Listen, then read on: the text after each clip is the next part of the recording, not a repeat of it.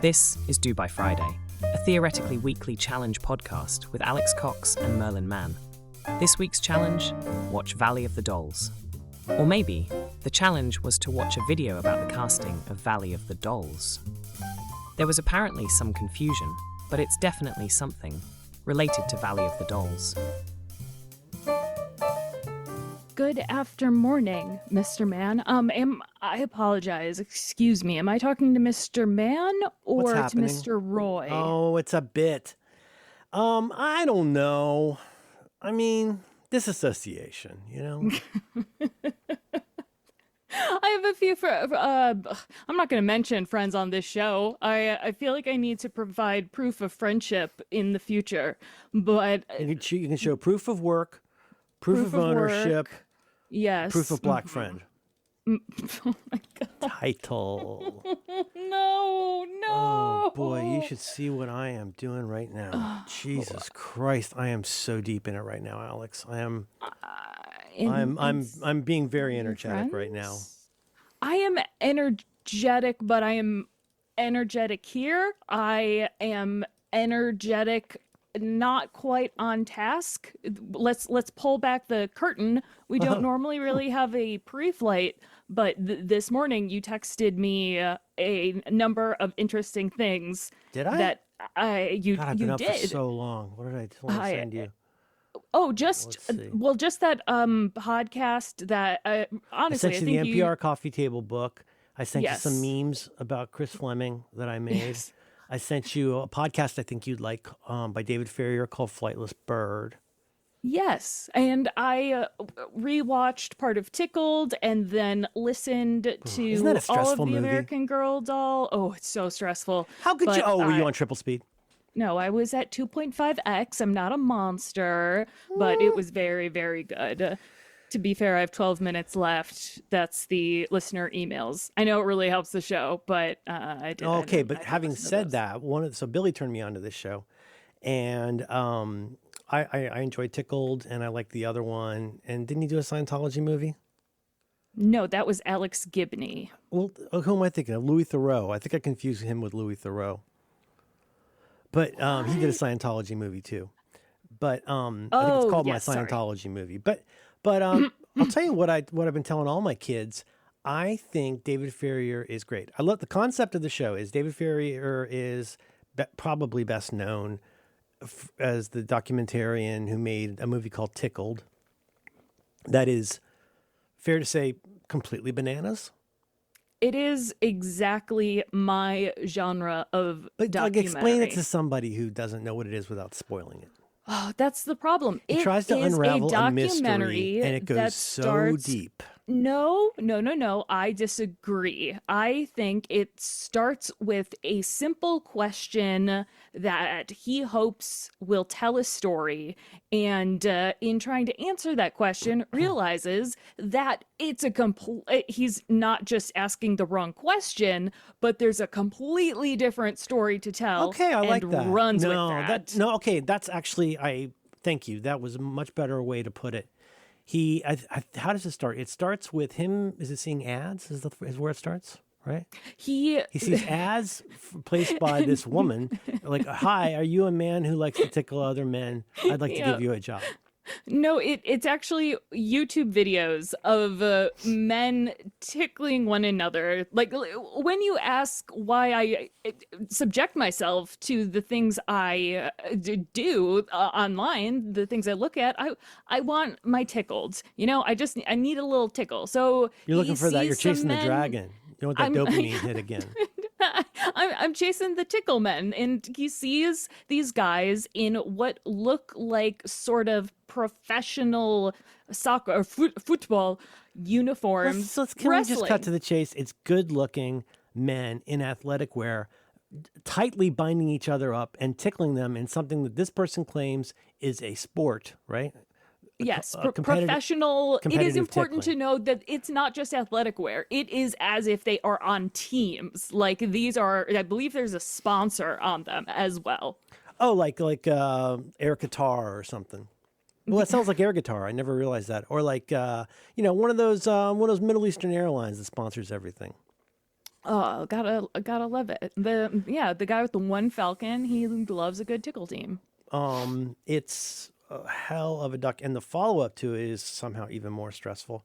But anyway, he's a journalist from New Zealand, great accent, and the premise of his podcast Flightless Bird, which I do recommend, is that he's from New Zealand and he's trapped in America, and basically it's him trying to figure out American culture. If you need an episode to start with, I'll find this for notes. I might find this for notes. I'm in so deep right now, Alex. But he is my favorite, and the one that Billy introduced me to the show with is he really loves animals, and like he has stuffed birds, and he just likes dealing with animals, and he tries to feed a squirrel, and it bites him, and he has to go to the emergency room in America. Sorry, go on. That's pretty much all the setup you need, because there hangs the tale. Imagine being from New Zealand, just meeting a little squirrel friend, and now you're in the emergency room and there's 5 figures on your account. Yeah, only 5. My, Mr. I don't remember exactly. It doesn't help if I over exaggerate it. It's just he's good at storytelling. But the thing I say to all my kids, apropos of nothing, well, to the podcast kids anyway, is he's so good at something that almost nobody is good at, which is talking about what he does, if you like, promoting things he does. But he does it in like the nicest, most organic way. Even when he gives out the email for the show, I like the way he does it. And when he says, "Hey, we're having tickets for a show," you can get it's not all like fucking in your face podcast blasting. All right. Again, we're a little bit behind the curtain, but I had a feeling is happening? I would like what are you worried about? What is your concern? No, I'm not concerned. Do you have any idea how, did I tell you how deep in I am right now? I know. There's no concern. I am trying to provide some context for the audience.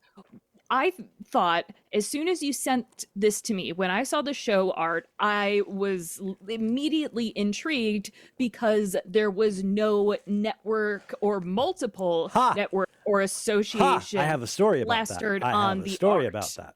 Yes. Do you know the story about this? No. Well, the way it came to me is through my child. It was increasingly less of a child, but my progeny. And what I knew was that I don't know how he discovers anything, but boy, he consumes a lot of content. Because he's smart and cool. I think he's got, considering how much complete shit he puts into his eyes, I think he has very good taste. But he's like, there's a show, And at one point he said, he told me about the squirrel episode. I think we'd watched Tickled at that point. And he said, well, yeah, he's like, he was on the Armchair Expert Network, which is, I guess, did he leave? Sorry, go ahead. Sorry. Well, he was on that, and then he was released. Yes. And apparently, I guess sometimes that muscle-bound hunk of a podcaster, Dax Shepard, would just kind of like, and I got nothing to say against Dax Shepard in Idiocracy. I think he's tremendous in that movie as Frito Pendejo. But I don't know. His persona kind of bugs me. He seems like one of those guys who would refer to people by their last name and talk about the pod, And he's a little pod bro. Oh, absolutely. But he would apparently like dip in sometimes and be like, "Hey, what's going on? I'm the guy who runs the..." I mean, it's not like when Bill, what's his name, drops in on a Ringer show. Like, that guy's amusing, Simmons, yes. I think his name is. Yeah. No relation to Gene Simmons, as far as I know. There's not like an armchair podcast universe, I suppose. But it is a net. I think it was a network, or is a network. It is, but when I say a universe, I mean a fun little world where when they interact, you actually know that it is not a feed drop or a collaboration or something that you promised your advertising network. I just don't like shows that rely on guests. I just really don't. I do, but no. I mean, I'm talking about for my little world thing. Let's not put a pin. I'm not trying to stop you from talking, but I actually think this is a very interesting topic. Sometime let's talk about podcasts. We should it down. After show. Oh, you know what's in my pocket right now? We got Cox on the pod this week. Oh, by the way, my kid does now listen to Pod Save America and read Tim Miller's book. So why? Oh, never mind. I take everything nice. It's a very amusing show. Pod Save America is a very I mean, it is amusing, I suppose. See, I'm not going to use any cute terminology. I'm not going to use au courant terms you've seen on Instagram. You're all fucked up you have no sense anymore. You're even unmoored from reality than my young person is. You don't even know what's good anymore. No, you're so damaged. You're like one of those Chapo people. You don't even know what you think anymore. They are doomer pilled and incredibly cynical, much funnier than I. Did you notice you just referred to other people as being, quote, doomer pilled? Yes. Does that give you any indication of where you are right now? I mean, I'm not full on brain rot. Could you explain that to James Joyce? No, because I feel like I'd respect James Joyce enough to not take up his time and explain that. He had very bad vision. Do you like history podcasts? Are you open to liking a history podcast? Absolutely. Okay, I have got another great suggestion for you. I know Jason Snell listens to this, but for once, I think I did not learn about it from him. I learned later that he likes it too. It's called The Rest is History.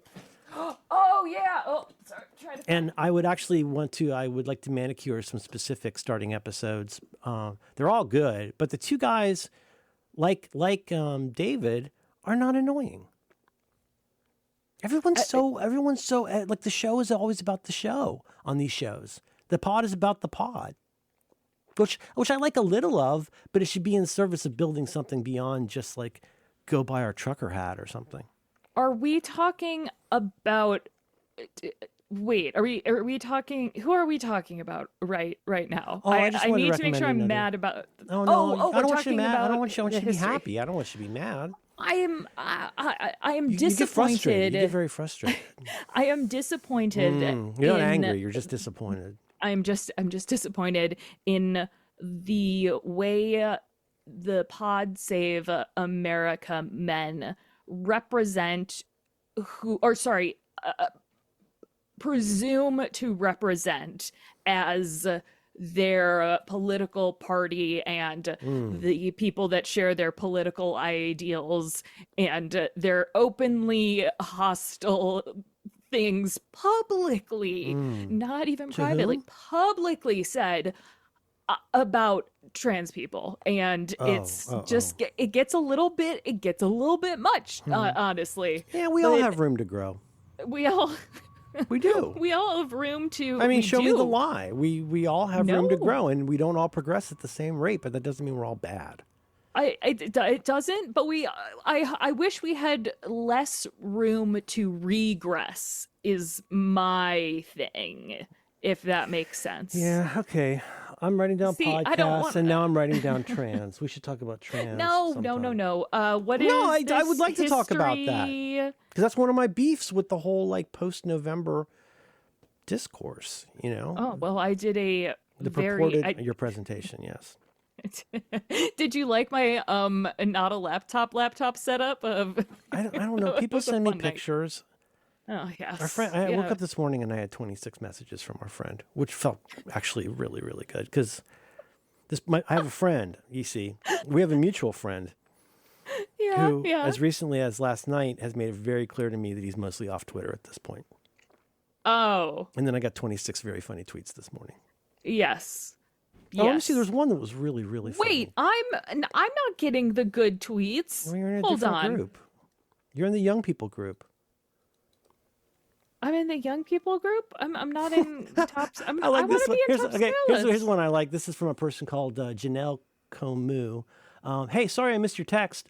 I'm processing a nonstop 24/7 onslaught of information with a brain designed to eat berries in a cave. That's me. But what's nice is that's a form of curation for me. This is like I'm like a one-man nuzzle. Oh, Merlin, we've talked about this. I'm sorry. What episode did we talk about it on? Fair. I retract the statement. Reference acknowledged. I only. I'm talking about this on episode 137. Casey doesn't remember. We've already talked about this. Oh, heaven forfend you mentioned something more than once. Then people would know what you're talking about. I don't enjoy going to X the Everything app, so my rule is someone must send me a screenshot. No, it's true. I don't enjoy going to that app. I don't have that app. And that is why I require a screenshot if a tweet, an X post is funny enough. That seems like a reasonable rule. An ex post facto. Find in Alex Cox. Find x.com. Let's go look. Oh, yeah, there's a bunch from our friend there. I don't see too many from you, so I think you're as good as your word. Well, recently. It depends, You're the sky, not the weather. But sometimes you're barely even the sky. Yeah. The sky, am I right? No, I don't. I'm so deep in, and I want to talk to you about it. Hi, everybody. Welcome to Dubai Friday, a weekly challenge podcast with Alex Cox and Merlin Man. And the challenge this week. And guests like Dak Shepard. Talking about friends of the pod. Yeah, friends of the pod. Dak Shepard. The smart. We got based Tommy Vitor. John Favreau. Gina, why didn't you laugh at that? That was really funny. Theo Vaughn. I said, who's Theo Vaughn? Really funny. Theo Vaughn is Theo Vaughn. Theo Vaughn. He does Theo Vaughn. Yes, he does a comedy podcast, sort of in the Joe Rogan-y realm, and had Trump on, which was, I think, the most human Trump has ever seemed, because he talked about Fred almost the entire time. He talked about his fear of drugs. Yeah, and it was just it was wild. Fred the father, not Fred the brother. Both, but very much about those are two people who obviously still weigh very heavily on his mind. I mean, Fred the lesser as a cautionary tale, and Fred the father. I know for a fact, because I've been looking at our titles of episodes all day. Yes, the voice of Fred. I mean, I think that is a voice that is very much just ringing in his head. After listening to that, I don't think we've ever amended a title, but ipter post fact. Yeah. I think it is much more the voices of the Freds, because you think Fred the Lesser? The love that man has for his late brother is it treats him better than Robert Moses treated his brother. Jiminy Christmas. That's the most upsetting part of the book I haven't read. Oh my goodness, the way he treats his brother. I was trying to explain to Madeline, you don't understand, he actively undermined things that would have been absolutely no skin off his teeth. I don't know what the phrase is. Something that would be just so, he'd just give Fred an apartment. But he would deliberately go in and make sure, not Fred, sorry. Robert Moses' brother is Joseph. No, not Joseph. But he would go out of his way to make sure he didn't get jobs, proactively. No, you still can't hire my brother, who would be perfect for this job. And then there was the weird part. Making me sad. Doesn't Mr. Kara say? I think at one point there's only a handful of things, questions that he really still does not have an answer to. I feel like he said, might have been an interview, but he said one of the things he still does not really have an answer to is why he was that way with his brother, and what it was that Robert Moses did, what he said to his family, apparently, because nobody knows, to turn everybody against his brother. His brother was gaslit on a whole level. It's fascinating, and it makes me realize that I am the kind of person who loves gossip as long as it's, at least half a century removed. Because what could have happened? You picked the perfect movie for this week, huh? I love this. We can talk about the challenge. I do kind of want to tell you the shit that I'm into right now, because it's super fucked up. I'm in very deep right now. Pardon, I'm. This is not professional. I need to send a message to our previous host, because I want I want the more screenshots of tweets. Well, don't get me in trouble. The less. You're not supposed to talk about text outside of text. Anyways, I didn't. I talked about a text inside another text. It's a weekly It's a challenge textunion. Textunion. What are you deep into? Because you've been up, you got up early this morning, and you understand that joke? No, I like the noise, and I think it's funny. A bit from Roderick on the Line, because there are a handful of blues songs that begin with I can even do it for D E A E G E da da da da da. Well, I woke up this morning, da da da da da, put my feet on the floor, gotta dust my broom, that kind of thing. I shouldn't do the voice. Similar, not quite, but similar to the guitar solo, I think Mr. Gary thought that you might be, or at least what I told crazy Mr. confusing. Think about the song "Bad to the Bone" by George Thorogood. Yes, you know that song. Mm-hmm. Yes. Someone was born, the guys all around, the guy's window, the joy they found. Head nurse spoke up, said, "Leave this one alone. I'm here to tell you, honey, that I'm bad to the bone. It's on bad, bom, bom, bom, bom." That's the riff. That's the riff that I'm doing. The great George Thorogood. Yes. Can't stop the Skype jam. So there's no way to add a marker. Did you know that? Isn't that crazy? I just asked the internet and they agreed. When I was enthusiastic about the right boring. things, you know what? Podcast. I've written down podcasts and trans, and now I'm writing down podcasts again. After show, which is why I used Riverside when I was enthusiastic about the right things. I don't like to be coy about mental breaks. I just think no, you're fucking crazy. I'm saying I don't know why you use Riverside. Today I discovered TIL that there's a click to import your files from Zoom functionality in Descript that I will be putting to the test today as the new editor of our program. We should race. Ooh. Yeah. Ooh. Yeah, we should. Yeah, buddy, you and me, we should race. I'll tell you what.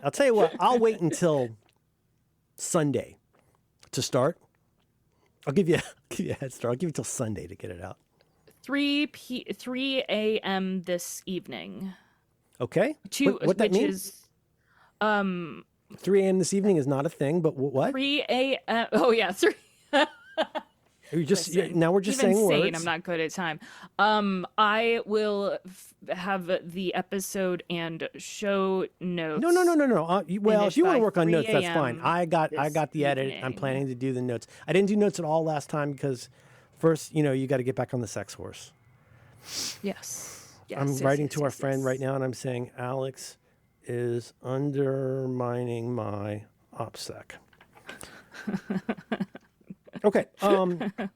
Merlin doesn't care. I'm lonely. Did you like the name of the group that I made? It's very good. Isn't it a funny name? That's very, very good. It's getting harder to find good names. Yeah. But as we mentioned, you know what? Did I send you this image? I got so much going on right here. I know, you're so deep. Oh, Jesus Christ, I'm so deep.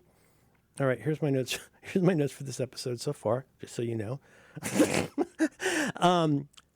I think I mentioned, I know I mentioned fairly recently, we shouldn't talk about AI stuff all the time. I said in the after show last time, I don't want this to just be something where people feel put off if they don't like the whole idea, or maybe they just don't like the way we talk about it. I don't want to put people off. But with that said, camera, I'm very Be that as it may. Be that as it may. To be fair, I am very excited about a lot of things in my little, especially LLM world right now. There's a handful of things that have happened in the last little while that are, hey, can we go back to that thing where I said, hey, stop trying to turn my life into a tech headline? Yes. In fact, I think we should do that. Why don't we do the challenge? And the people who are already turned off by LLMs have let me know. And they'll enjoy the after show. Great. Well, yeah, you shouldn't let them communicate with you. All right, How fine. I don't Then wanna, never mind. Never I mind. like when people, no, But you're like the thing is you're like you're literally just keeping the bathwater and throwing out all the babies. There's nothing bad about talking about this stuff if it's interesting. oh, I disagree. I agree. Get a podcast. I'm saying that I'll write it's that down. Podcast. We're talking about podcasts. I'll write that down. history, trans podcast. No, wait. I've got podcast, trans, podcast. Where are you putting history? I just made put it between a podcast note and trans? about the history. I just made a note to ask you again what the name of the history show was, because I forgot. The rest is history. Yeah. The rest is history. Let me just do it quickly then. I mean, here's a couple things that are very exciting inside of ChatGPT in particular. And this is not a tech headline. The 12 days. Sorry, it's not a headline. I enjoy your human Christmas. I am Sam. Ha ha ha. It is Christmas time. I will stare blankly at people as they move PowerBook around on desk. Ha ha. No, he's not a robot. I am wearing fun sweater. No, he's not a robot. He's a fucking alien. Just aliens talk like robots in my world. No, I'm sorry. Proceed. I apologize for interrupting. Never mind. No, I thought you liked it when I was excited about things. Yes, I love when you're excited about something. So there's a lot. You know what? Forget it. We'll talk about it later. Oh, no, it's okay. I wanted to talk about projects. I wanted to talk about integration with Mac apps, and I wanted to just there's just a couple things that are not going to be the banner features to somebody who's coming in relatively new, but these really scratch an itch for several of the ways that I like to. Did you see the thing Federico wrote about ChatGPT and Siri and all that? Mm-hmm. Yeah. He wrote a really good piece about it. And see, obviously I don't have it in front of me right now, but he, this is not going to be news to insiders like you, but I really like the way he distinguished between a couple things with AI and LLMs, and why can't I find it?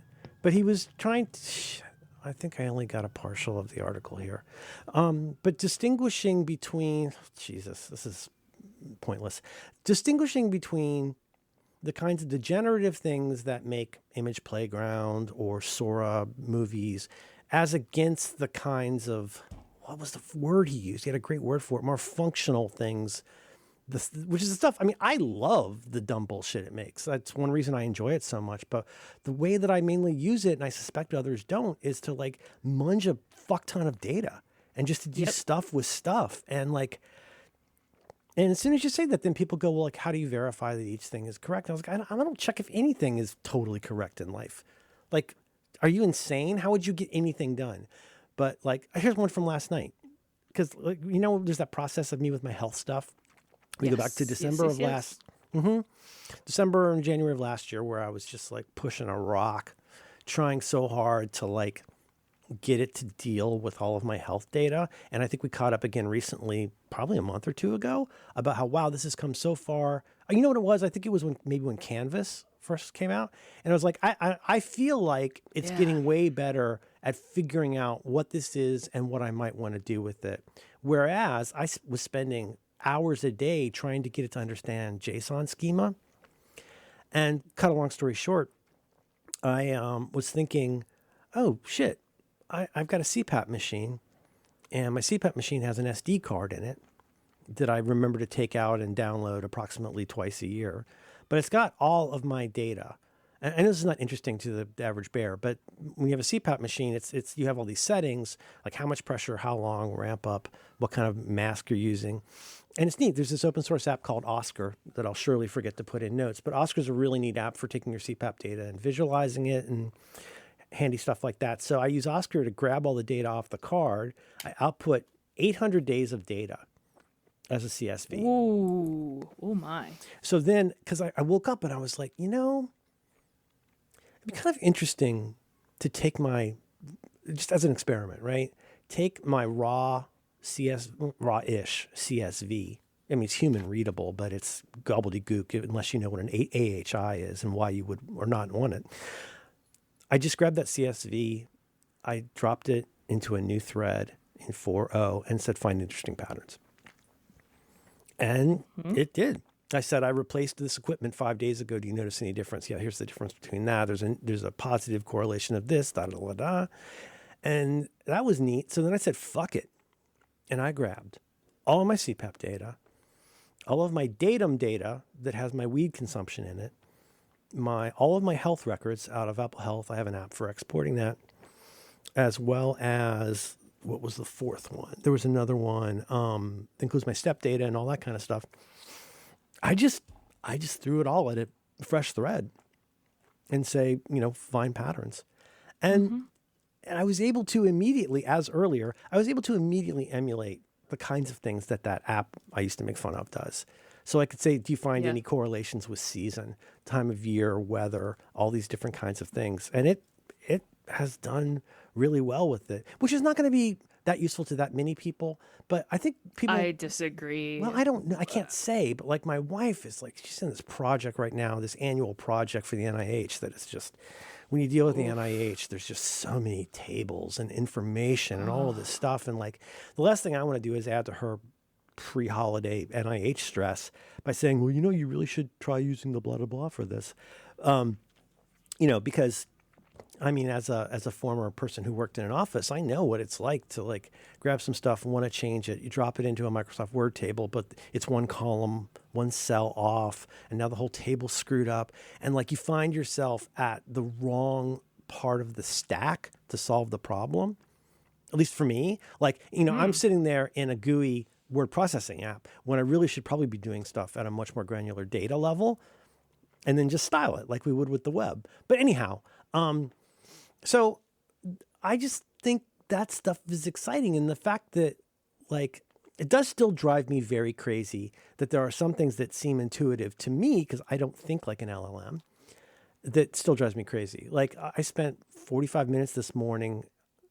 So let me get to the point of this, which is the thing projects. You've seen this, right? Yes.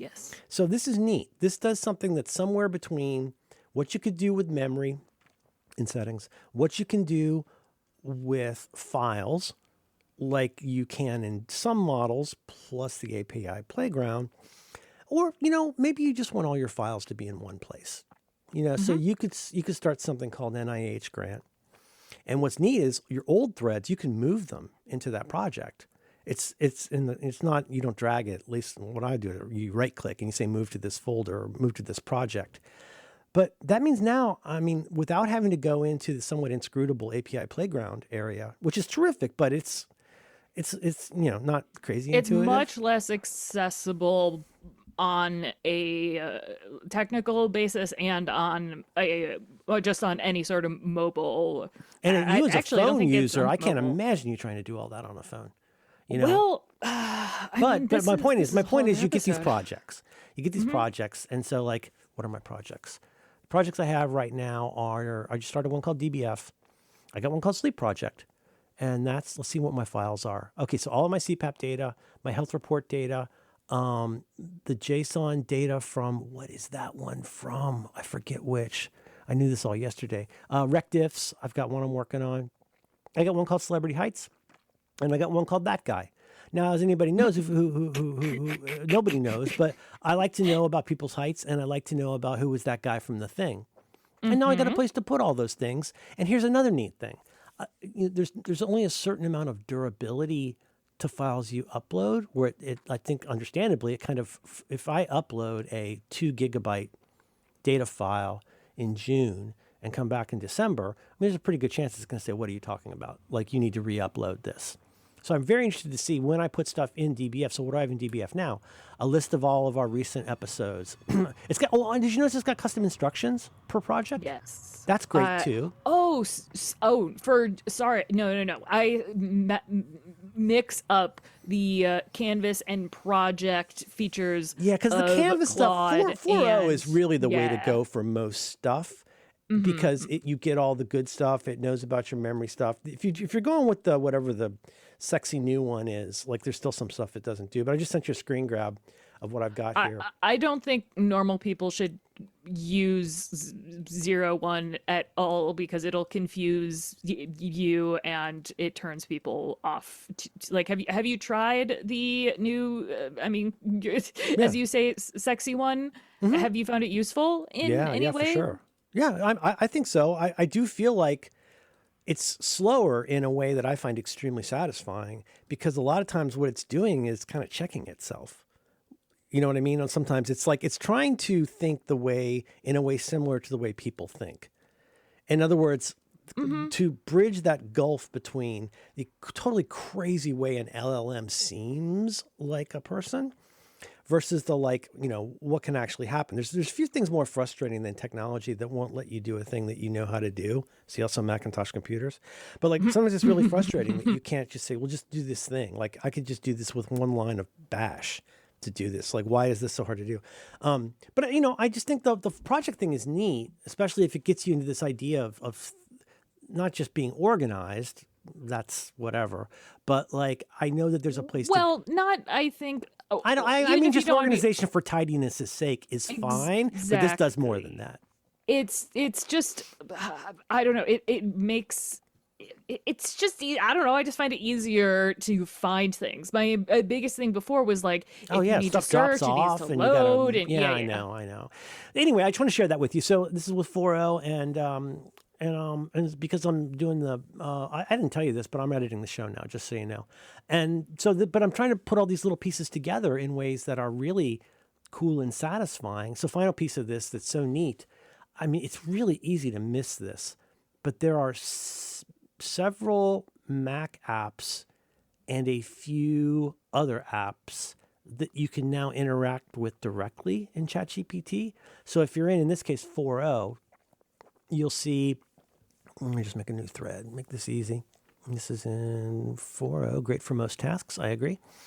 And you can see so you're typing something, da-da-da-da-da-da, and you'll see this little canvasy kind of looking thing, not canvas looking thing, but almost like a crop tool. And if you click on that, you can say, oh, hey, work with what I have in the terminal right now. Or work with what I have open in text edit right now.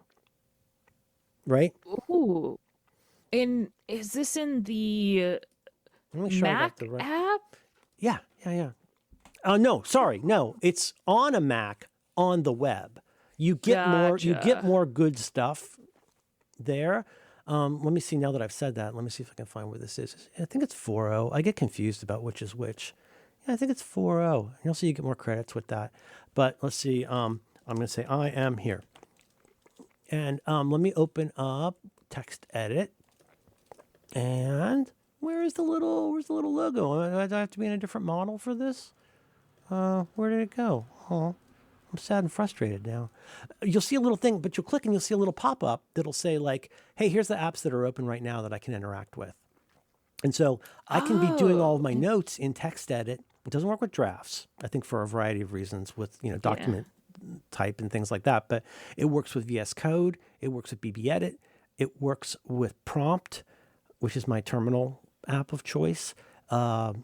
It works with all of those things. And so in the same way, remember how you could call up GPTs with the @ symbol?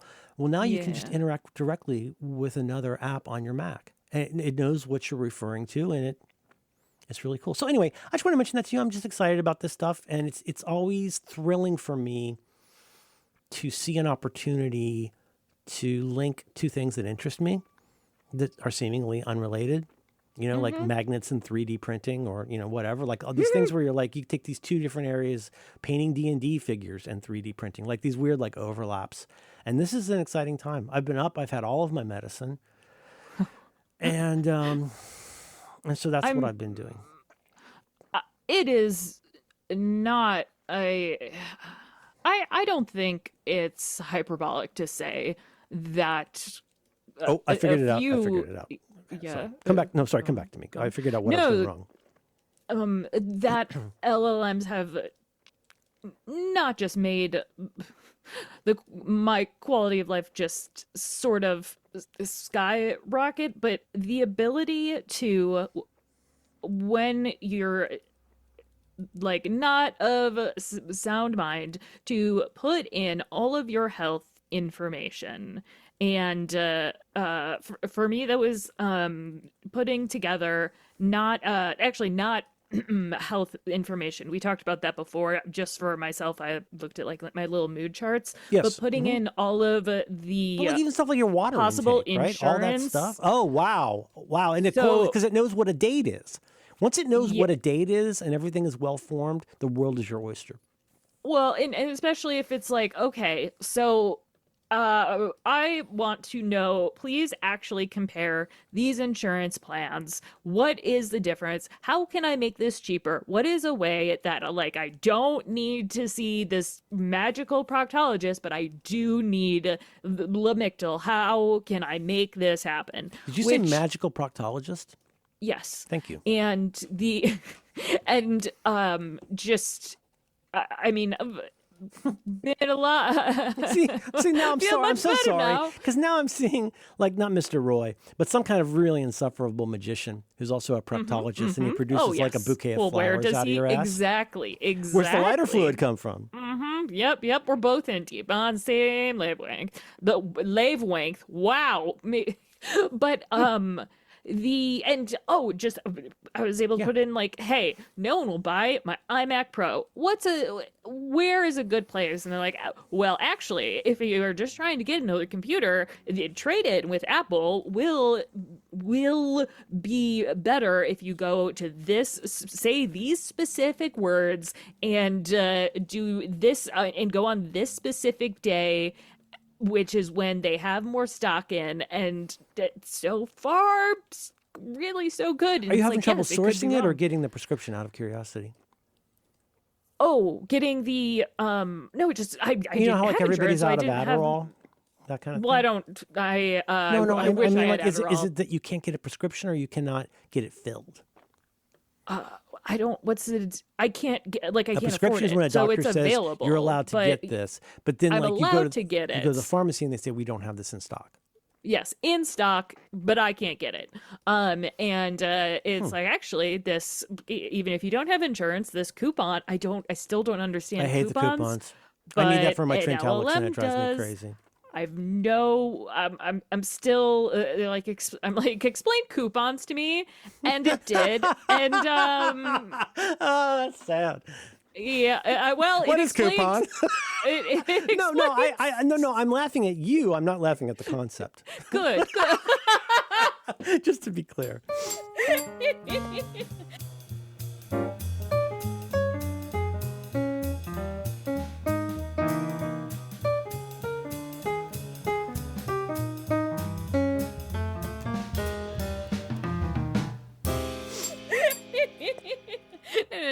I'm laughing with the computer at you. Mm-hmm. And at you. The computer and I are laughing with you and at you. I'm looking at prompt 3. It's very pretty. All right, so look at what I just sent you. The mistake I made in this instance is to get the juicy, wonderful ability to interact with Mac apps, you do have to use the Mac ChatGPT app. But look at what I just sent you. You'll see that when you click on that little thing, you tell it, I want to work with this given app. And then you can see that I asked it a question based on what's in a BB Edit document, and it was able to tell me. Oh, interesting. I think it probably works with notes, too. I think you can actually pull this up via Alfred, which I have to that's cool. check. Yeah, right? This is interesting. And I really have gotten into Claude for code-based things that I can't get to work in ChatGPT. Like, really? Well, ChatGPT will fix your buddy. Python now, and you love Python. I do. I don't understand it, but I love making it and watching it go. Burr, snakes. Are you keeping tabs on it? Keeping tabs on it, as Continue. in my. I just don't know if I don't know if you're operating vision. in that space. No, I'm not. I'm Anyone? not that deep. No, I don't even. I just run it in terminal. I don't have a terminal app. I'm just like paste. Really, you don't use an IDE please. for Python? Sorry, that was not feigning surprise. No, I know, but I just haven't. At least for VS so Code long. would help you so much with that. Oh wait, you're doing it on a phone. Yeah. Oh, God. No. I'm not on. I use Pythonista on a phone, but Yeah, sure.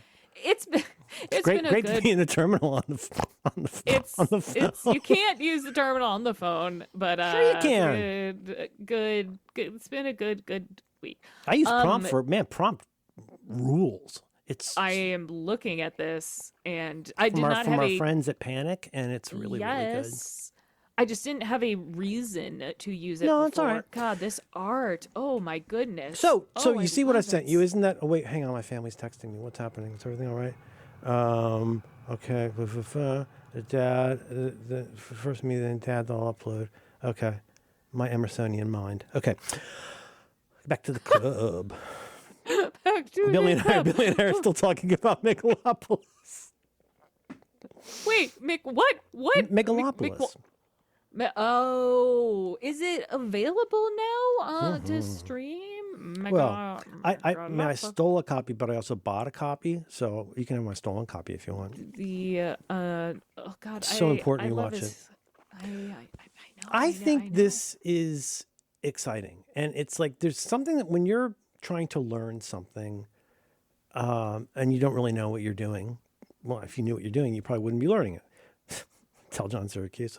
But like when you're trying to learn something, you'll discover these little tickles that like interest you to go somewhere. And it's just, I'm very enervated by that cycle of like, what about that thing? And, oh, is that worth pursuing? And should I do that? Should I put a pin in that? Or like, would this be relevant right now? And given my slightly changing role with the show right now, this is at least a very interesting use case.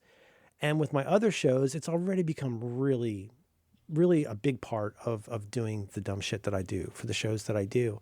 And I really, really enjoy it. So that's all I had to say. It's not a tech headline. Don't call it that. Enervated, drained of energy or vitality? I guess I could say invigorated. Would that be better? No, I did not know that. I mean, I was like, I'm excited about it, is what I was trying to say. I know. I tried context clues, and I think you said the wrong word. Did you get what you needed out of that? I think it sounded like a cool word, and then I'm like, wait, or is that the opposite of the word? Did you know inflammable and inflammable mean the same thing? Yeah, out flammable too. It's absolutely easy. Wild. Back in the closet, Tom. One half of that reference acknowledged. You not believe though, but then finally the turd in the punch bowl. I had this thing that seemed so simple, and like sometimes you know how it is where you get a good thread or a bad thread. Sometimes you just I can't with you right now. I had the simplest thing. I've done this with rec diffs so many times.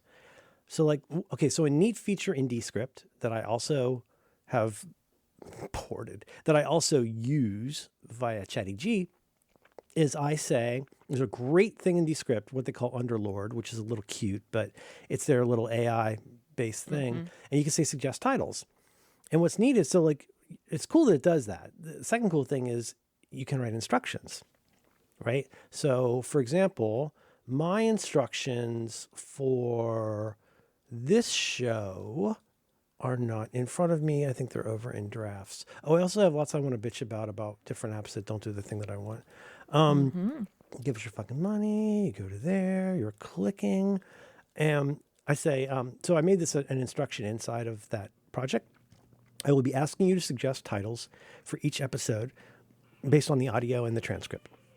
Titles should be funny or unusual things that one of us said. Title must exactly match the quote word for word. Ideally, titles are 2 to 6 words long, don't exceed 50 characters. Ooh. Now that's neat, right? So it'll suggest titles. You get to give it instructions. And then there's another field, though, where you can drop in samples. So I can drop in a list of 20 recent titles. And that really seems to help give the kinds of titles that you would want. It's not perfect, but like it's certainly better than me having to listen to a 3-hour episode to try and remember where somebody said one thing.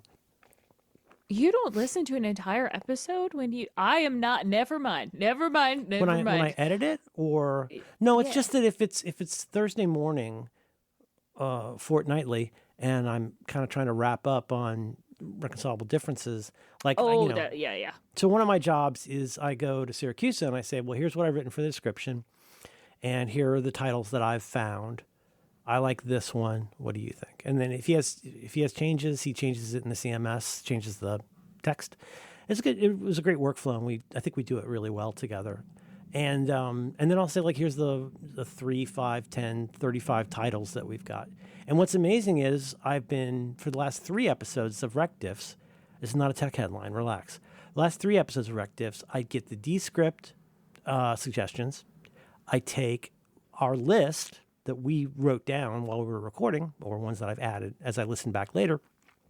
And then I'll do 1 or 2 runs at it in ChatGPT. And so far, I'm really surprised with how it picks up on stuff. First of all, I'm always impressed when it picks up on something that we already had as a title. You know, the way you Google your own name and like see how you feel about it. Like, it's pretty neat to me that it will, like, sometimes, 3 or 5 of the titles that we'd written down will be one that Descript recommends, which seems like a good sign. I'm really surprised that it allows you to say, here are some examples, because I had a similar workflow with Gemini that just completely failed. It did not work. Like, Gemini now has, I think they are just called workflows. That's not Anthropic. Anthropic is Claude, right? Yeah, no, no, it's not a joke. What's I know. Claude is from Anthropic, and Gemini is Google. Okay. Yeah, and it's wild because it feels like Notebook, LM, and Gemini are different models. It's interesting. I don't know if that's accurate, but the result you're seeing does not specifically surprise me, just because it's already such a crapshoot, a pachinko game as no. It is the same model, but it's different. It must be weighted differently. I don't know. It just seems very Google. Maybe I'm just so like here's Chatty G. I actually tend to like Descripts better. But our last episode, our most recent episode before this, which was a week ago, it came up with energetic is a code word, touch grass or whatever, welcome to Mr. Roy Industries, 2 African-American marks, very funny, you got to wash your preteen, holding space for Jeff Goldblum, the South African jizz is what you want. Oh. These are all not too bad. No. Not I've tried to get it to write the show notes for. I think I posted a screen grab of this on Saturday night because I like to party, and it was driving me crazy. It's like, no, you're still not getting the tone. No, because I wanted to write like me. I'm like, write like me. Look at everything. And so one thing I do now that's probably unnecessary and dumb, but I do it anyway, is like if it's having trouble understanding what I want, I sort of manually traverse the DOM. Like I go in and like will be like this morning with the title request stuff. I'm like, okay. You're having such a problem figuring out, taking an HTML page and figuring out what the episode number is, what the title is, and what the challenge was. And I said, so for episode number, for 382, you derive that from P, class equals SC episode, da-da-da-da. I give it the actual HTML and say, match this pattern. Whoa, wait, in and that helps a lot. No, this is in Chatty G, but I just inspect element in Safari and copy out the surrounding stuff. And I suspect that helps, but who knows? Have you engaged with what I've been calling Chappy G lately, which is Chatty G's voice advanced? I'm going to respond with what mode. I'm calling. I don't know what you're talking about. It's the advanced voice mode, which I always use. Oh yeah, and there's a video component now, right? I don't know. I have not kept up with the 12 days of shipmiss. Oh, Sam Altman, why are you? You carry water for people who hate you, and I'll never understand. No, I don't. I was just saying what it's called, and so I am not. It's a form of carrying water, Alex. I am not knowing a headline. I'm not knowing the headline. I need it. Did you like my Chris Fleming memes? I did. Did you understand them? Did you actually watch Show Pig? No, I just watched the clips. Wait, you still haven't watched Show Pig? You fucking piece of shit! Oh my god! You haven't met Nicholas? Wait, is that the? That's wait, because Chris Fleming has the ongoing bit and everything about boyfriends and how he hates dealing with boyfriends. So many boyfriends. He feels like he's about a week away from meeting a boyfriend. who just lays on the floor and says, humans were never meant to walk on their legs. Especially because of the colonialist connotations. I went to NYU. The city is my campus. But enough of that. Well, I'm sorry. I'm not sorry. Sorry, not sorry. Oh, don't carry. Who are you? You're carrying water for someone. I don't know who it is. I can tell you exactly who it is. It's the voice in my head. He needs a name. What's it saying? Does he? That's a dangerous path to I think go. he talks a little bit like. You never saw Pee-wee's Playhouse, probably, right? No, I mean parts, but There's a puppet. There's a puppet on Pee-wee's Playhouse named Randy. Mm-hmm. And he's a marionette who just kind of appears from out of the ceiling. He just drops down. And he's just a piece of shit. He's like Scott Farkus. He's like, hey, Pee-wee, here's your ice cream soup. That's Randy from Pee-wee. Show art, Randy. Randy the puppet, who looks very much like a very exaggerated puppet marionette. And he's a real jerk, and he's really mean to Pee-wee and like bullies everybody in the playhouse. That's the voice in my head. Oh. Hey, Pee-wee. So you're not just carrying the water. You contain the water. I contain multitudes of water. There's some sparkling. That wasn't a good. Do you prefer sparkling? Do you prefer sparkling or still? I'll carry whatever you want. I don't care. I don't fucking care. It all weighs the same to me. All money spends the same, and all water weighs the same, unless it has things besides water in it. Or is that a different altitude? I assume. I haven't checked. I'm not going to look it up. I don't know the references, nor do I know the math that's happening. I will find more about that. Should we do the challenge? Wait, how much water weighs? Should we do the challenge? Oh, sorry. Is that a challenge? Yes. This week's challenge was to watch Valley of the Dolls. No. No? Oh. This week's challenge was to watch a video from the channel Be Kind Rewind, which I have so much to say. I'm so gay you didn't watch the video. Wait, you watched the actual movie? Yes. I thought that was the challenge. Maddie and I watched it 1.5 times last night. It was so good. Well, no, it'll be fine. You want to take a minute and watch it? It's like an hour and 20 minutes. A minute. No. You watch it on 4x speed. I know. I probably won't have anything interesting to Well, say. Okay. We can talk about it. Well, no, we can. You know what we'll do? It's stone soup. We'll each bring what we've got. Yes, especially because I read the book as well. And that was even further not part of the challenge, but sure. I thought it was Isn't extra that book credit. like 3 inches thick? No, That's what she said. Literally. In fact, I started it on Kindle and then realized that Laverne Cox narrated the audiobook, and then it was a delight. But well, in that case, why don't we start with? So, however, there's no bad ideas in podcasting. So may I suggest, why don't you tell us about the phenomenon that was Valley of the Dolls? And if you're interested, I'll just pop in with some of my leavings and learnings from watching that video. All right. And just to put a quick stake in the ground. So I discovered this because I love this woman's channel, Be Kind Rewind. I'm not sure exactly how you'd summarize it, except that she focuses heavily. How can I put this? She focuses heavily on the history of, like, especially Hollywood actresses through a queer lens, is how I would put it, I think. And if you'd watched, yeah, it sure would be if you'd watched it. Yeah, it would have been very interesting for me to watch this after watching. Oh, you know what? Actually, shoot. In that case, let me put all my cards on the table. Here's what I said last night, and I realize you're not on the internet much anymore. What I said last night on the internet was, excuse me?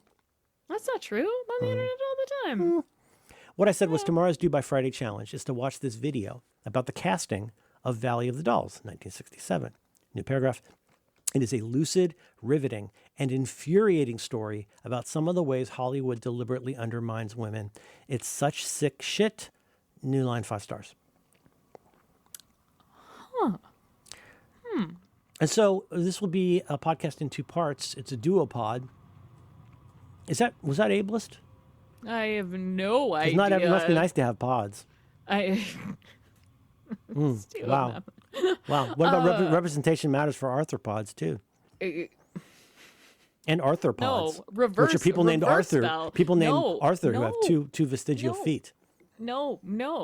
Valley of the Dolls, originally I can't believe I didn't know this, novel by a woman, Jacqueline I don't know if it's Susan or Her name's Suzanne. Jacqueline Suzanne.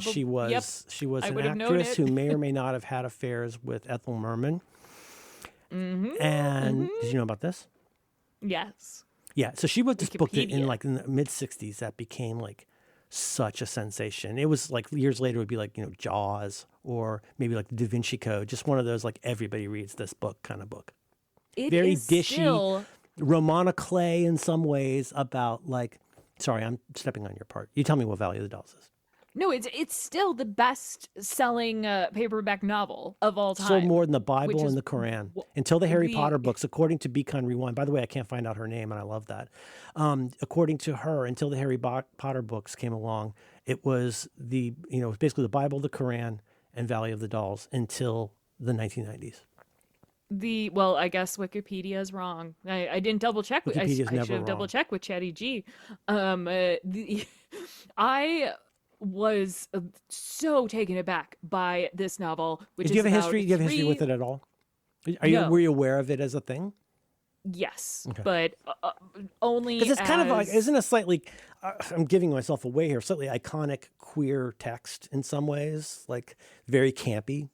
Yeah, well, that's how you didn't get to hear the interview with Lipsinka. She talks to Lipsinka.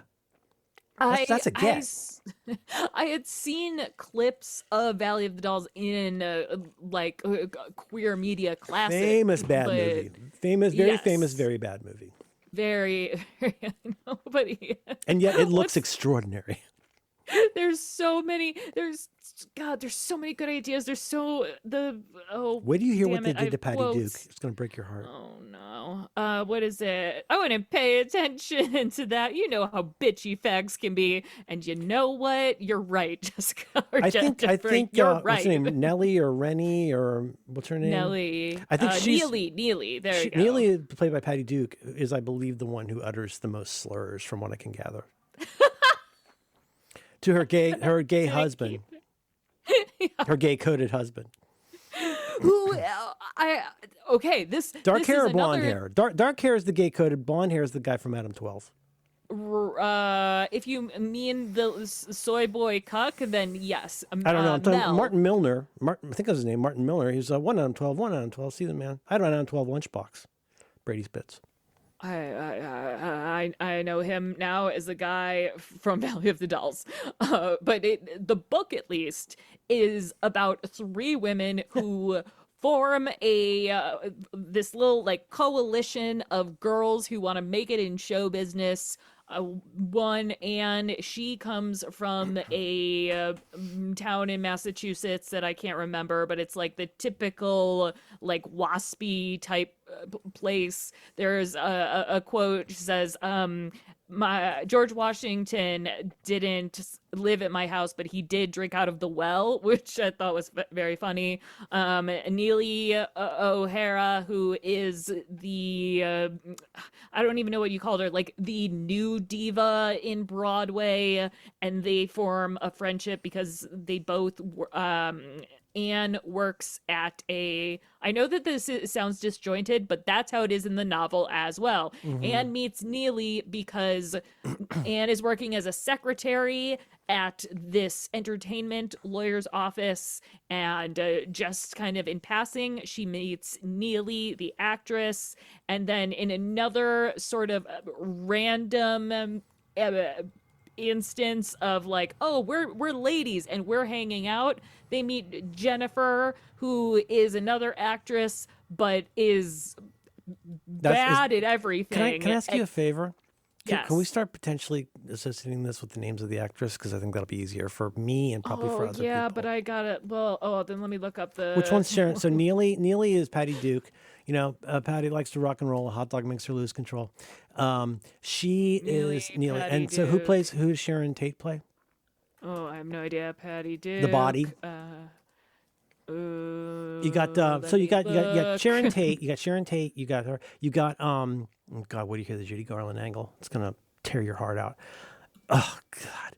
And you've got Barbara Parkins, maybe the woman from Peyton Place, who was nominally going to be like the big star of it because Peyton Place was so popular.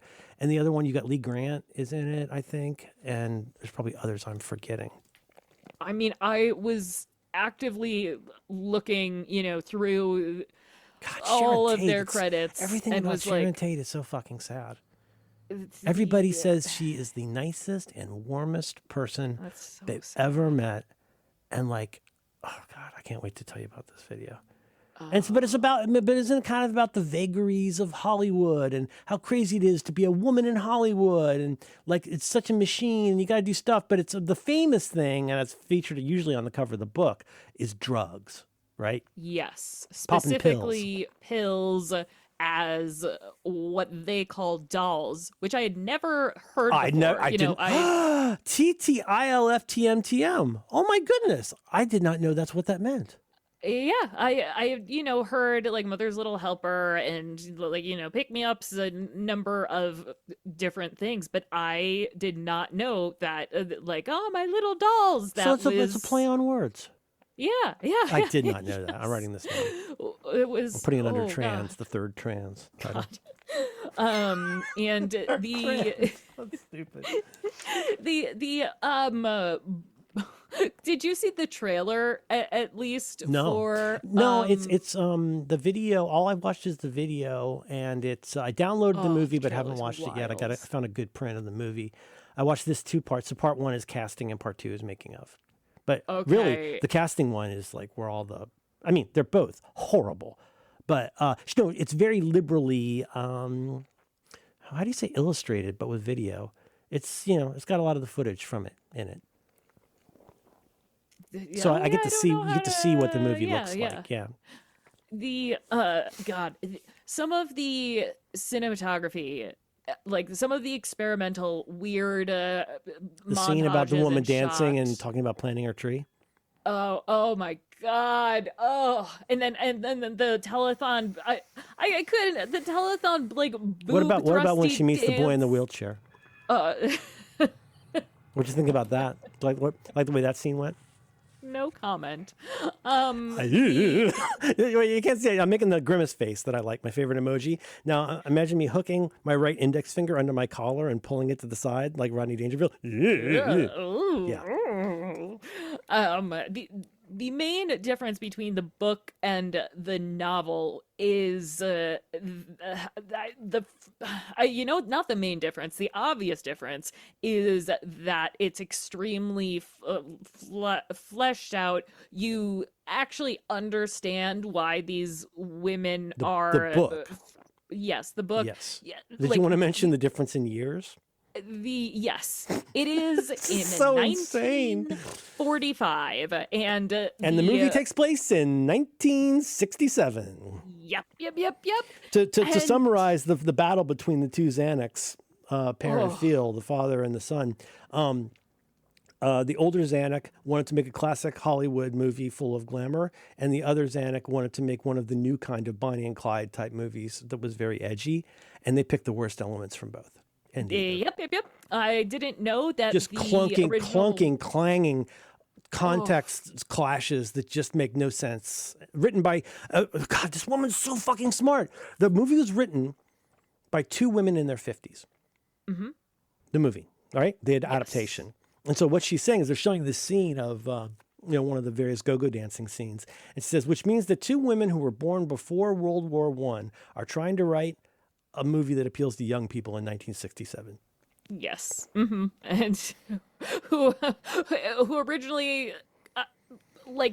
so much of the original novel is post-war America. And this is the first time. Yeah, because the what's his name? I don't know the actor's name, but Levy, you know, the lawyer slash, he is the lawyer slash we are holding agent. such completely different parts of absolutely the same elephant, but like we both have such different viewports into what this thing is that we're talking about, and I kind of love it. Yeah, I am going to watch this video. I'm very I mean, dude, like, you know, I don't recommend that much stuff to you. Sometimes I'm just pawning off my good taste on you, but there are things I do come across from like, I really think this would be up your alley. In fact, Matthew says, please tell Merlin I loved being part of this experience. For real? Is that is that millennial sarcasm we've heard about? Oh no, we watched it 1.5 times. It was I mean, like, not to spoil the bit, but it is campy fun, right? It's not. Yes. This is the kind of thing you'd see on at a bar. You know, like the kind of thing you'd see on like in the background somewhere just to have a visual something. Specifically like a gay bar. Like this would be in the background of a club. Like it's the visuals are. Do you know who Lip Synca is by any chance? No. Do a quick Google on, I think it's LYP. No, LIPSYNCA. Try LIP. I don't know how to type anymore. I need new glasses. Is this LIPSYNCA. I think that's correct. Lip Synca, best known to us as Lip Synca, is a guy named John Epperson, who's a desperately articulate, charming guy. His whole deal, mostly in the 90s, where his name comes from. If you've ever seen people lip syncing to like campy stuff while they're doing drag, like he's the king of that. Like he basically would have these immaculately edited like montages of dialogue and music from movies and do a full drag performance lip syncing to these things. I don't know if he invented that, but he's the best known practitioner of that I'm aware of. And he's also a super fan. So in this video, they talked to John Epperson, otherwise known as Lip Synca, and they talked to the author of like the canonical book about Valley of the Dolls. So those who I didn't know was still alive. Grant, and Lee Grant. Also talked to Lee Grant too. Oh my gosh. Does the video talk about how the one of the writers of the movie was so upset about the ending? It was like, nope, I don't know what happens in the movie. What? I have no idea what happens in the movie. I mean, I guess apart from what I can glean from context clues, they beat the shit out of Patty Duke. Was Judy Garland in one scene? Or is that totally cut out? Is there one scene where it's like a dressing room and she's sitting on a couch? Yes. Okay. Yeah. Whoa. Woof. Yeah. And just the book, obviously, very, very bleak. I mean, like the movie too, bleak, but these three women become addicted to drugs in various ways, and they become addicted to different drugs. Like Neely, who is, damn it, I lost the Patty Duke. It becomes addicted. Patty Duke will not be a name that means a lot to you, but people of my generation super know her. She won an Oscar for The Miracle Worker when she was a kid. She was the youngest Oscar winner of all time. I think only beaten later by Tatum O'Neal. Was she Hung Keller, Patty Duke? Yep. And Anne Bancroft was, I forgot her name. Helen Keller's teacher.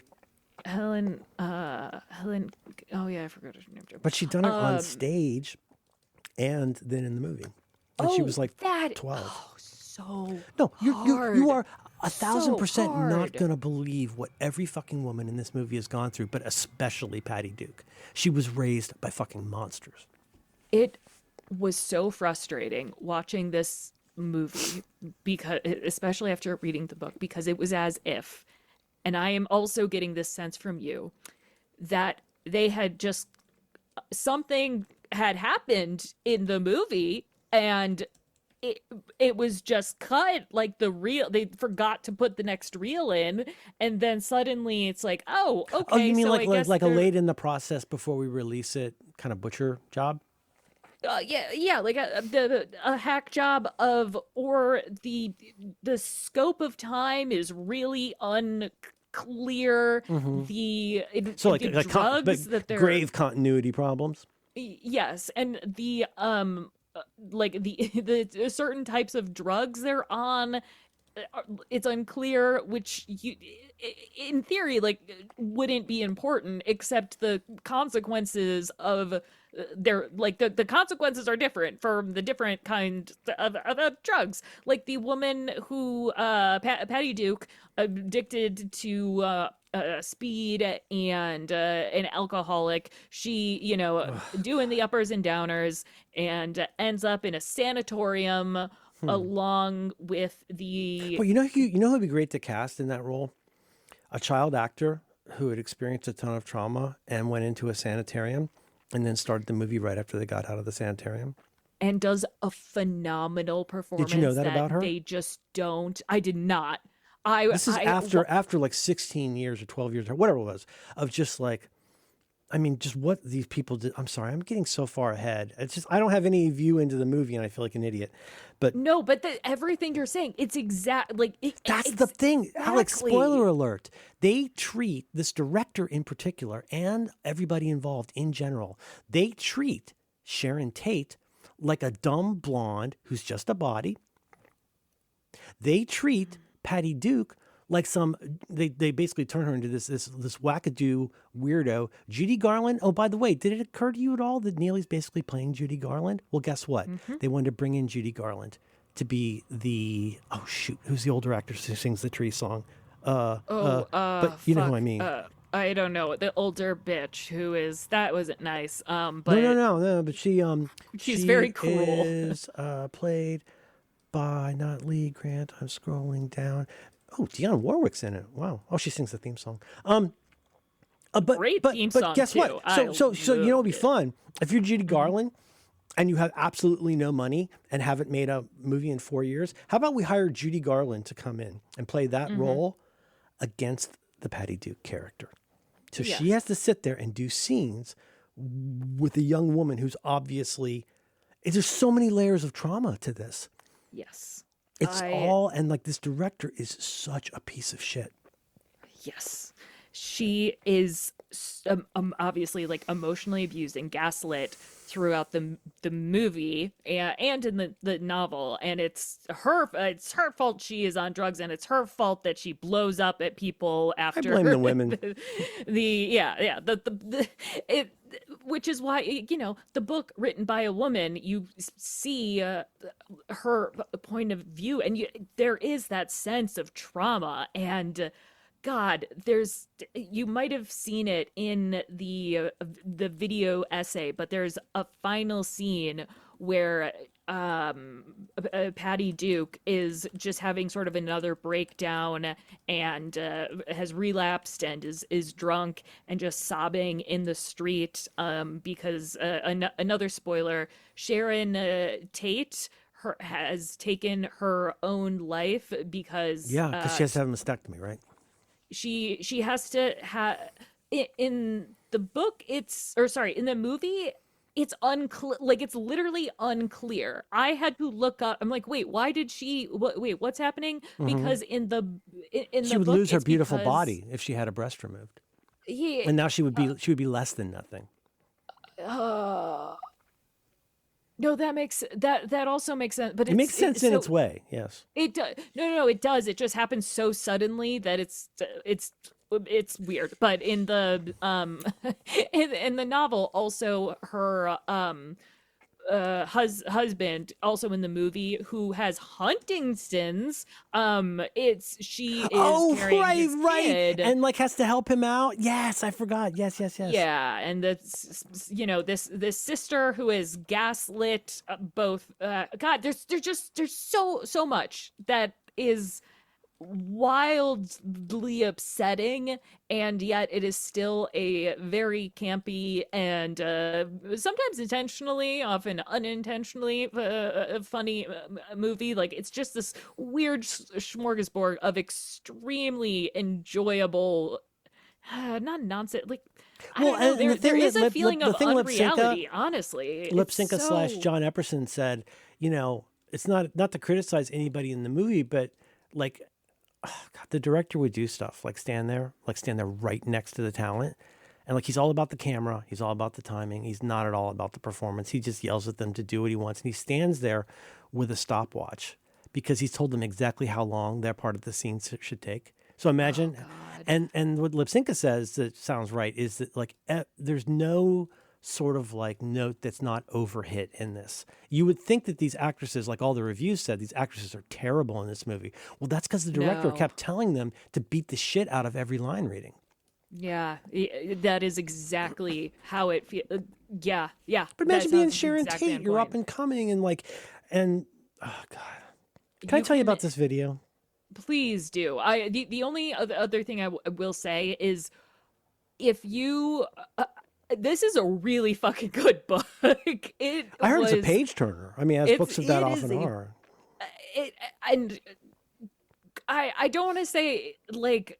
I just kept being like, wait, this is it's written in the 1960s, but like the whole idea of these women coming into contact with drugs, and also they haven't ever really been around men before because they're all young women, and for years the young men have been at war or they've been but they're also trying to they're maybe not expressly but tacitly trying to tie this in with a lot of cultural phenomena in the movie, at least. Like, for example, the idea that, we now know that more people are taking more drugs than we realized. I'm putting that carefully.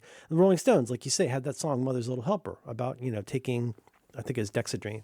But like people have been, taking drugs forever. It's just that now, not only is it becoming more mainstream to get medication for things, to seek illegal drugs for things, but they're kind of blithely trying to tie it in with the whole burgeoning psychedelic thing, like in that Bananas dance scene.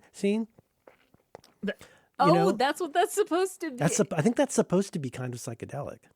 I see. No, it totally. In a book written about women in the 40s. Yes.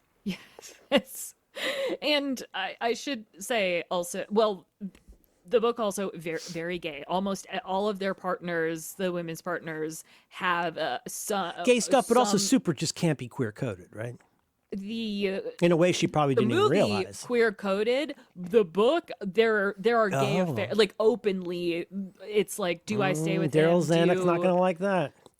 Yeah. It was. I was again like, are they kissing for my pleasure or for theirs? That's my Daryl F. Zanuck impersonation. That's very good. Yeah. I can do. You name any movie executive from the 20s to the 70s, and I can do them. Any one of them. If I knew, no, I'm just kidding. One of the Jewish ones. You want to hear Irving Thalberg? I died young. Let's see. I can do. That's not funny. Irving Thalberg was a genius. This is a funny. He had a heart defect, much like us. I love too much is my heart defect. This is important because it is not an anti-Semitic book, but is also like very oh man. Well, just to clarify, so you're saying it's not that the book is against Jewish people, but characters say anti-Semitic things? No, there are. I see what you're saying. The ones who run Hollywood, like Irving Thalberg.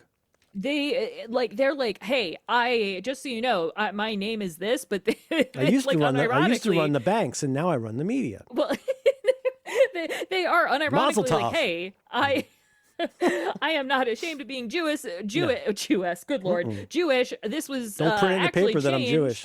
It was really like Lion Burke is Jewish, and the guy who the guy who owns the firm, the talent / law firm. It's just super interesting because then you see the backlash to the proud Jewish men who are like, yeah, we fucking got these jobs because you kicked us out of yeah. You know why bagels exist? You know why bagels exist? Bagels exist because we weren't allowed to touch your bread. Did you know that? It talks. Yeah. They talk about. He's like, oh man, the one thing I miss about it, he talks to wait, I've got it. Talks to Barbara Parkins about how the only thing that he misses from the East Coast is bagels because the town she's from, Massachusetts, the bagels here. Oy vey. Yeah. the town she's from, like he got kicked out. It's like, oh yeah, can't go to the country club there, and it's womp womp. Yeah, again, in 1945. So, oh, tell me more about the Hava video. Nagila, Hava. Well, what I want is for you to watch this. But oh Jesus. Follow up. Not only did you blow up my OPSEC, but now I've got how many messages? Oh, Alex, what have you done? What did I've done Go many, look at your many texts. things. Oh my God. Oh, right now I have 112 text messages. A lot of them are from the website X. You asked for it. I did. As long as he doesn't touch my cordless drill. Okay. So again, Be Kind Rewind, just a wonderful channel. It's now up there for me in my favorite channels. I think she's so smart and thoughtful, and she's not an idiot. Raves Merlin, man. So, I mean, the thematic, God, I hate when people talk about spoilers. What a dumb phrase. The thematic thing to just bring to your attention as a viewer of this. In the 1960s, everyone hated women, especially Hollywood. And so you've got this book, and it needs to be turned into this big hit. And this is why I say start by just watch this casting one, and you're going to learn about a little bit about how the book came around, but like the personal stories of each of these women is pretty fascinating. And I think this woman, the Be Kind Rewind woman, whose name I don't know, makes a pretty good case that maybe for some more than others, but in some ways for every female lead in this movie, getting this movie represented a really big deal for their career, right? Not you hear stories like that, but no. It meant a really big deal for each of their careers. So I won't say any more or too much about the people in it, but like Patty Duke had been, like I say, she'd done theater and movies. God, you gotta read up on her terrible parents, her parenty people.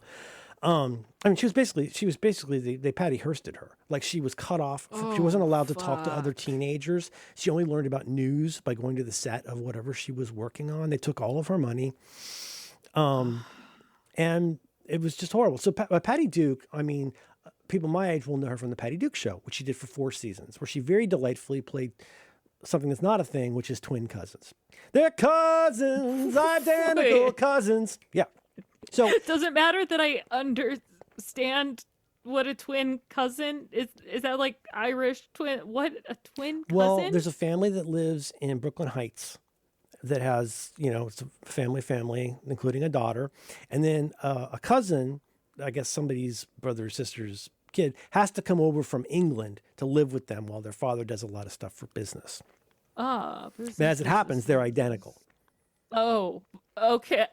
And they do a pretty good job. It's not a great show, but it's fun. I mean, it's a fun Nick at Night show. But like they shot, for the time, I think quite sophisticated camera trick stuff of them being on camera together. But as you can also imagine then, as the woman said, I wish I had a name, Ms. Rewind, it's like, well, yeah, let's get this as close as we can to the Parent Trap, but not get sued. Because it's kind of the Parent Trap in some ways. Oh. Well, I mean, in the sense that was a huge hit. Yeah. And they were like, so, but like, you know what else that means? They did the shooting in New York instead of California because of child labor laws.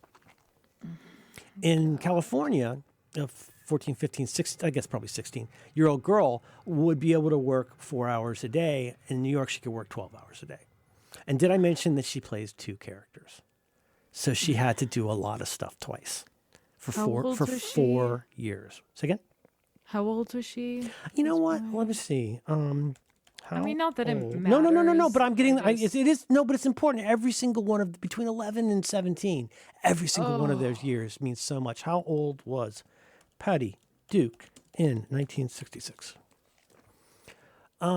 She was 18. God. But so anyway, it was the Patty Duke show. None of the men were weird about her body or anything. God. I hate to spoil it for you, but one of the funniest bits. So she's got these very long things about each one of the lead actresses, and I want to come back. Remind me to come back to they all need this role, but at one point she goes like, "And there are men in the movie." and she shows like 3 shots of the men in the movie and then goes right on to Barbara Parkins or whatever. But there's all of that. Patty Duke, like I say, had like, she had a lot of problems. Her biography sounds like a great read. If you want something to read, it's called Call Me Anna.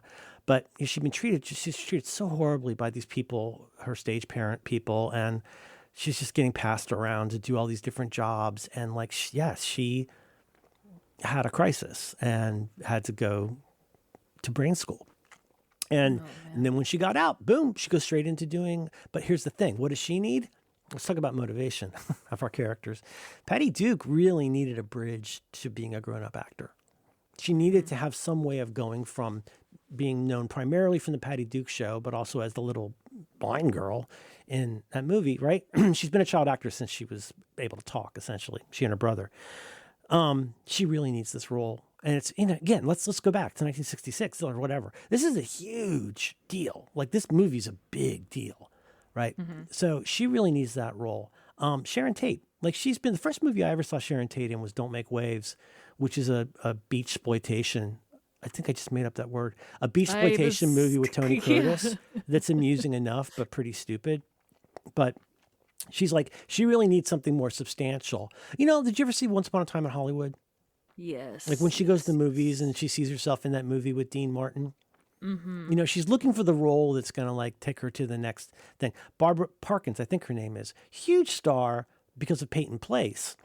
They wouldn't even give a spinoff to Peyton Place because they're like, we've got to keep her working on this show. The show is such an earner. Originally, I think they wanted Mia Farrow, who was famous from Peyton Place. You've got to look at photos of Mia Farrow in the early 60s. Unbelievable. Oh, have I ever? Oh, hubba. Ryan O'Neal was in there. Yeah, he's on that show. Big show. But yeah, right. Tatum O'Neal's father. Does that help? No, but I'm looking at him now. That's all I have, Paper Moon. Oh, he abused Farrah Fawcett Majors. And then you've got so every one of them is like, I hope I get it. I really want to get it. Like a chorus line, like, I really, really need this role. They want to get Judy Garland. And Judy Garland has had all kinds of problems with drugs and alcohol and money. She's famous, like, famously unreliable. She's never finishes anything now. She's really fucked up, and she super needs this because they agreed, to give her a certain amount of money for this that she really, really needed, and she needed to like straighten up and fly right. But every single one of those actresses needed to be in this movie about how terrible and dumb women are and how fucked up they are. God. And then the way the director treats all of them is pretty extraordinary. And I was like, I'm not going to sit here and go, I was literally seething, but like, you're just shaking your head all through it. Like, we have such misconceptions about other people. And you could even just limit it to Sharon Tate. Like, I hate what she's known for. It's so horrible what she's known for. I'm not even going to say it. Like, it's the worst. She was so excited to be pregnant. She was so excited to be having a baby. And she happened to be in the wrong house at the wrong time. Mm-hmm. The Manson family thought that was still Doris Day's son, what's his name, Melcher. They still thought it was somebody else's house, and that's why they went in and killed everybody. Terry Melcher. Did you know that? It was a mistaken identity. They thought it was still Terry. Terry Melcher was a guy who was in music adjacent, like Manson, adjacent to the Beach Boys, and that he felt like Terry Melcher had not been helping his career as a singer. Mm-hmm. And God, they ended up there. So, but like, she just sounds like the best. And you can just see these interviews with them. Like, they're interviewing Sharon Tate and like basically asking her, like, how much of a bimbo are you? And she totally maintains her composure and is but she's just like, I don't know, I'm basic, Alex. Learning how nice she was and like what a sweet, warm person she was.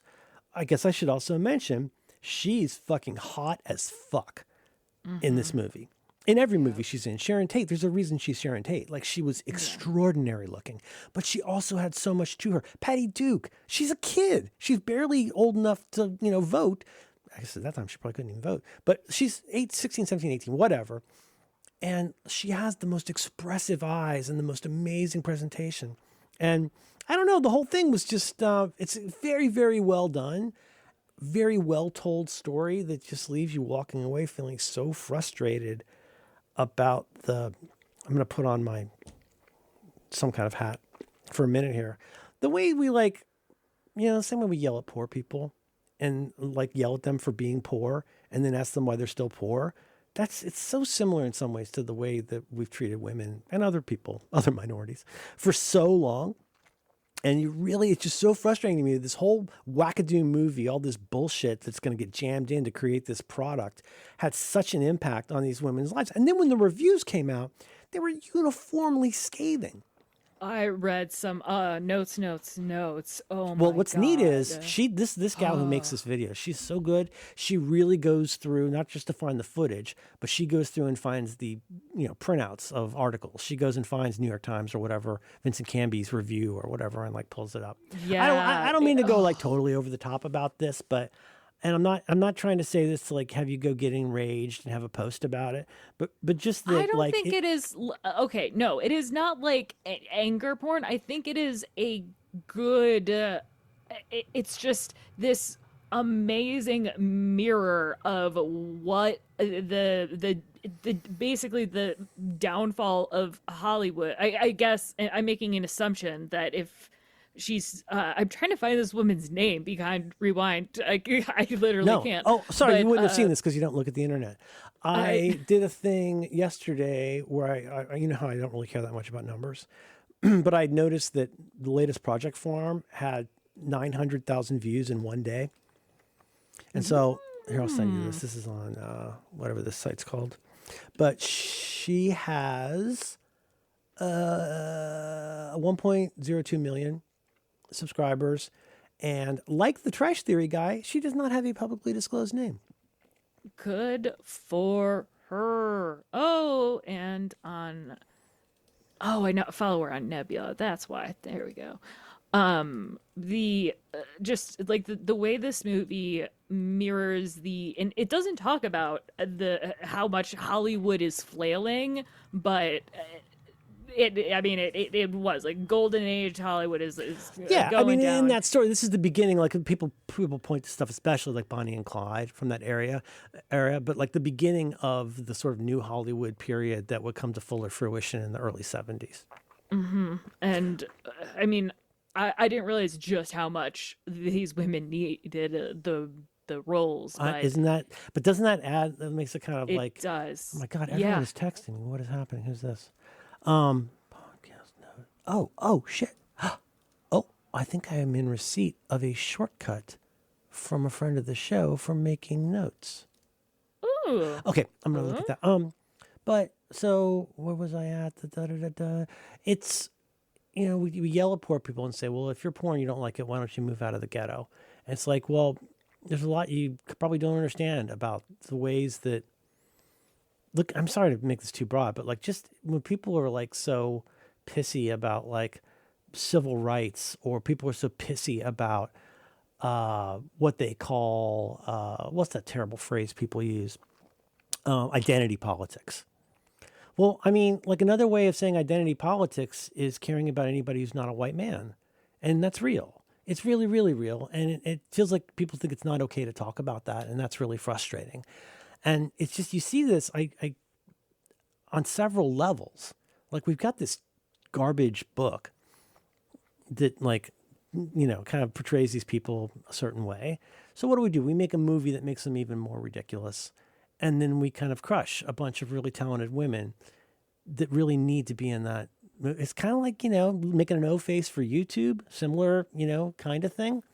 Can I have one more? We can bounce out after this if you want. But can I have one more personal note? There's a thing that I say a lot that I have to imagine frustrates people. Please, yeah. Cool. So I have made it. I continue to, not that it matters, because an intention of $5 will get you a coffee. But I really have tried to grow as a person, and especially an easy one, which is trying to say fewer hurtful things about people, trying to say fewer things that are unnecessarily cruel or just stupid in some ways. It doesn't look good on me. It doesn't look good on other people. But I make that joke sometime. Last week I made that joke about African-American marks. Why? Because black is a really good word. And it means something. White means something. It's a shame that white has come to mean Caucasian. But like those words do actually still have meaning. We don't say pants of brown or pants of color. We say brown pants because brown has a meaning. Black has a meaning. These all have meaning. So when I make a joke talking about a new kind of sensitivity to a way that we use words, even the F word, and I say things like, well, guys, that's just how everyone used to talk. That sounds, and I understand this, it sounds like I'm trying to excuse that, not even apologize for that, but it sounds like I'm trying to excuse the way people have acted and behaved in the past, which I think I feel deeply unfair, because that's actually not what I'm trying to do. What I'm trying to say is you will never make progress with other people until you understand what used to be normal for them, what used to be natural for them. I'm not asking for a round of applause just because we stopped calling people horrible names. I'm not asking for that at all. But here's what I am saying. If you think I'm just saying that to cover myself with glory and sound either alternately woke or angry, I mean, fine. Everybody's entitled to their opinion. What I am saying is this. You go back, you watch this video, you potentially watch this movie. I don't know, maybe you read the book. I don't know. You go back, you're going to see what I'm talking about. You're going to see that that's not just a way to say, well, gosh, I wish I could still call people retarded. I'm not saying that. What I'm saying is if you refuse to believe that there was a time when that was not only normal, it was super normal, that the way we used to behave, the way we used to talk to each other, I'm not even asking you to notice the difference. Fine, live however you want, but we as people, as individuals, will not grow if we don't try to derive a better understanding of what things actually used to be like, rather than the version of it that doesn't make us uncomfortable.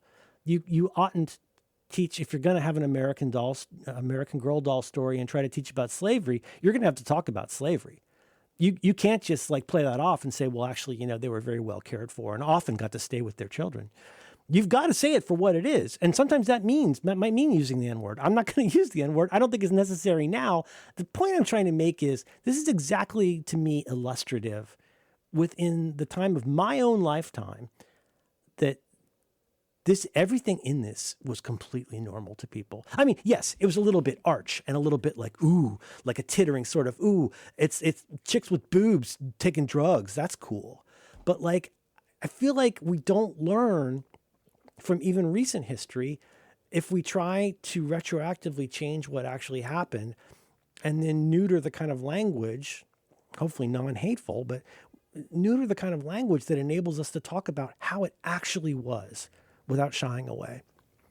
And that's become a big deal to me. And to me, you watch this video on the casting of Valley of the Dolls, and it's difficult to walk away with anything but a respect for the people who made it through this stuff. Maybe even some empathy and forgiveness for the women who did behave badly, because holy shit, look at the system that they were in. That was a rant. And I don't mean to seem defensive, but I'm saying that to you and I'm saying that to our audience is like, if you think I'm just saying like, oh, I want to be able to use nasty words, that's not it at all. I resent people telling me that things were different than the way they were in order to help them avoid something that's uncomfortable about what used to be normal, because that's how you improve things. That's how you fix things. You start by going, no, this was a really big fucking problem. The way we would just talk about queer-coded people was not cool. We don't improve that today by bringing those words back, but we also need to be unflinching in the way that we look at cultural events that had an impact on people because they were seen as being completely normal and completely in a hegemonic way, completely underwriting and underscoring and promoting these really, really toxic ideas that we all just pass to each other like a bowl of nuts. I still think a lot of millennials are kind of in denial about how much we used the word gay to just mean stupid or just I'll say what gay means. Gay means lame. Yeah. That's 90% of what was, oh my God, that place is so gay. It doesn't mean that the men were doing things on each other's bodies. It means it was lame. And we could have picked a better word, but that's what we said. Well, and it says, we my friends and I used to say no homo as a joke, it's a joke but not a joke, and it feels kind of how the sort of edgelordy podcast guys who do really want to say the N-word, I'm like, no one's stopping you. Go right ahead, you fucking freaks. But I think about all of the self-loathing that came from the language that I used and perpetuated, just not from myself, but whatever. That's just the ones you know about. Exactly. We don't even know how much we're being shitheels all the time. Yes. Because we're so used to, perhaps now more than at any time since maybe the Civil War, there's never been more incentive to get incredibly emotional about something that you don't really understand and say something horrible. Yeah. And it's never been easier to be a piece of shit at scale. Growth hack. Growth hack. Great. Now we're going to get all the bros listening in.